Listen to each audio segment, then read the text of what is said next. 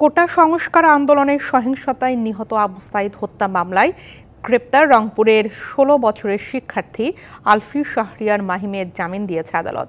দুপুরে রংপুর নারী শিশু নির্যাতন দমন আদালত ১ এর বিচারক মোস্তফা কামাল এই জামিন দেন। অপ্রাপ্ত বয়স হলেও পুলিশ তাকে প্রাপ্ত বয়স দেখিয়ে কারাগারে পাঠায়। ১৩ দিন ধরে কারাবন্দী থাকার পর তার জামিন মঞ্জুর করে আদালত।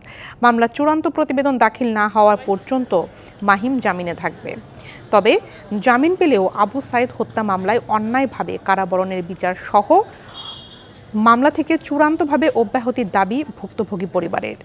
আর মাহিমের সাথে ঘটে যাওয়া এমন ঘটনায় মানবাধিকার লঙ্ঘিত হয়েছে বলে দাবি বিবাদী পক্ষের আইনজীবীর।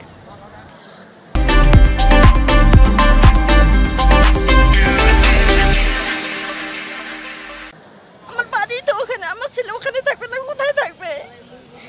তাহলে সেখান থেকে কেন আমার ছেলেকে ধরে নিয়ে আসা হলো? আবার আমাদেরকে কেন জানানো হয় নাই? এই মামলা থেকে আমি সম্পূর্ণভাবে অব্যাহত চাচ্ছি যে আমার এই ছেলের উপরে যাতে কোনো আর অভিযোগ না থাকে। আমরা এটা তীব্র নিন্দা জানাই।